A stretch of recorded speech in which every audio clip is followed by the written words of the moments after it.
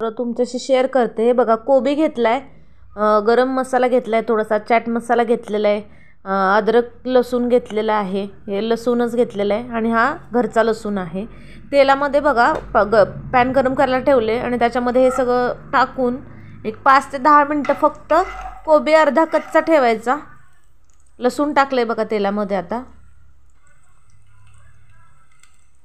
त्याच्यानंतर माझ्या किचन गार्डनमधले लसणाची पानं टाकली आहेत, थोडीशी गार्लिक लीव्ज आहेत, हे छान लागतात।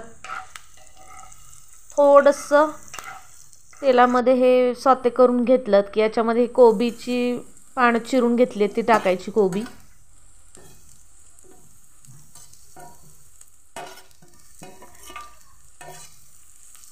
आता हे टाकलं तर आपण की थोडंसं परतून घ्यायचं। याच्यामध्ये आता हा गरम मसाला टाकते मी, ते तुमच्या आवडीनुसार राहील, गरम मसाला टाका किंवा नको। थोडंसं चाट मसाला टाकलेला आहे मी, काळी मिरी पूड पण टाकली आहे थोडीशी। हा चाट मसाला टाकते मी आता।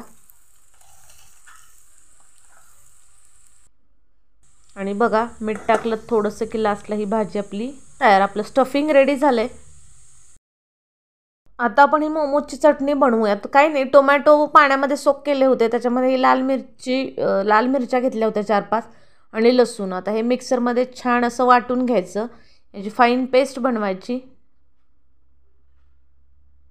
आणि त्याच्यानंतर तेल घ्यायचं, तेलामध्ये ही थोडंसं लाल मिरची पावडर टाकायची, त्याच्यामध्ये नंतर ही पेस्ट ॲड करायची।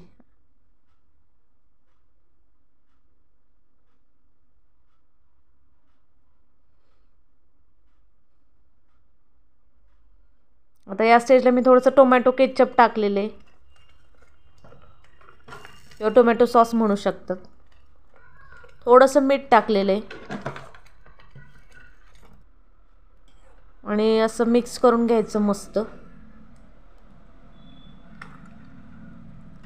अगदी 5-10 मिनिटात ही चटणी पण रेडी होते। आता आपण हे पिठाची तयारी करूयात। बघा मैदा घेतले, त्याचे 2 भाग डिवाइड केलेत, कारण मी एक पालक मोमोज बनवते आहे। आता एका पिठामध्ये मी पालकची प्युरी ॲड करणार आहे। मैद्याचं पीठ आहे, मैद्याच्या पिठामध्ये थोडं हे बघा पालक प्युरी टाकते मी, ते पालक प्युरी टाकलेले मोमोज पण छान लागतात। आणि आता या पिठामध्ये स्टफिंग केलं की बघा अशा वेगवेगळ्या आकाराचे मोमोज मी हे चाळणीमध्ये शिजायला ठेवलेत। स्टीमर असेल तर स्टीमर पण वापरू शकता।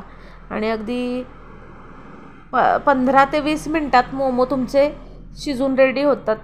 तुम्हाला पुढच्या आता या व्हिडिओमध्ये बघायला मिळेल। बघा हे मोमोज बघू शकता शिजल्यानंतर खूप छान लागतात। आणि थंडीच्या दिवसात तर मोमोज खाण्याची मजाच काही वेगळी, ते पण घरचे। या मोमोज खायला। यातले काही मोमोज जे दिसते ते मी फ्राय केलेले आहेत, तुम्ही हे सेम मोमोज फ्राय करून पण खाऊ शकतात, खूप सुंदर लागतात। बाहेरचं काही खाण्यापेक्षा तुम्ही असं घरच्या घरी जे काही व्हेजिटेबल्स असतील त्या घालून मोमोज बनवू शकता। या मोमोज खायला।